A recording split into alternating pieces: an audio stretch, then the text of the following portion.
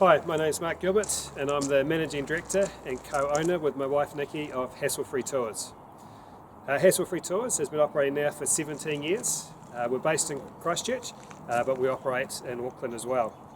In Christchurch we operate the Soaring Kiwi hop-on hop-off open-top tour, as well as a range of day trips out of Christchurch. And we also operate about 6 different tours which are sold directly through the cruise lines, what are called shore excursion tours. In Auckland we operate the Soaring Kiwi hop-on hop-off open-top tour as well, and a large number of our customers in Auckland are cruise ship passengers. Before the lockdown we were employing about 60 staff and carrying around 85,000 passengers per year. Since the lockdown we've operated 1 tour with 1 person on it. Our workforce has reduced down to about 15 staff, and unfortunately when the wage subsidy ends, the workforce will drop down to basically Hassle-Free Tours being myself and my wife Nikki again, like it was when we started 17 years ago. Our budget this year is forecasting our revenue to be down 98% on last year. Look, cruise played a major part of our business. Around about 75% of all our customers were cruise ship passengers, and around 75% of our staff were employed because of cruise. But it's not just the loss to our business from Not Even Cruise, it's also the loss to the many different suppliers that we used as part of our company.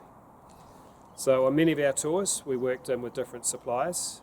We had 1 tour which went jet boating and 4-wheel driving, so we had to use the services of a jet boat company.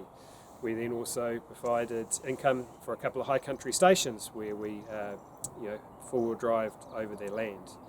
We also used a number of different caterers from cafes and restaurants for serving lunches and morning teas for our customers. We also visited museums and different attractions. Also used companies for servicing our vehicles. So the roll-on effect from Not Even Cruise to our business also reaches to many other companies as well. Another example is a small community hall we used in the Canterbury Plains, the start of the Canterbury High Country. And over the years of using that hall and the income they've got from us has enabled them to upgrade the lighting, put better heaters in, put a dishwasher in the kitchen, so the community has benefited from that. We've also been able to employ people in that small country town to help serving with the lunches. Look, this isn't the first time that we've seen a major loss to all of our customers. After the earthquakes in 2011, we lost all our customers overnight like we have with this.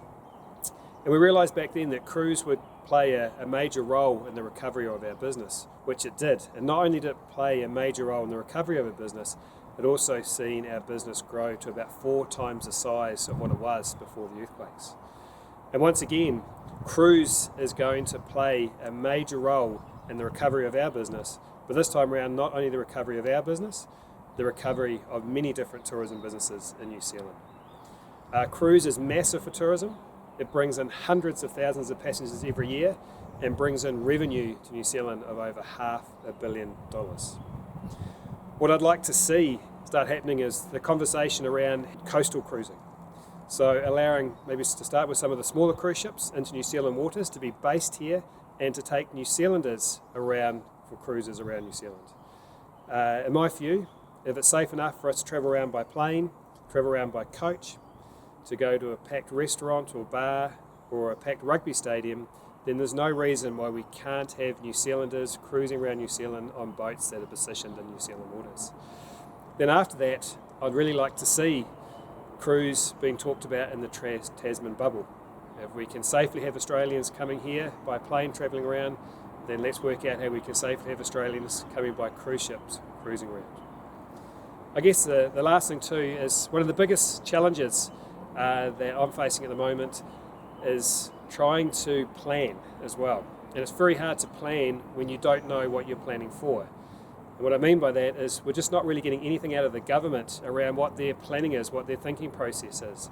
And I'm not expecting the government to give me dates around when things are going to happen. but it'd be useful to have some idea of what the planning was, how their decision making will look. Because if I have an idea around how that might work, what the criteria are for the trans-Tasman bubble, how we might look to open up to other countries that have very low numbers of Covid-19, and where cruise fits in those decisions, then I can start planning around how to move forward and get through the coming years.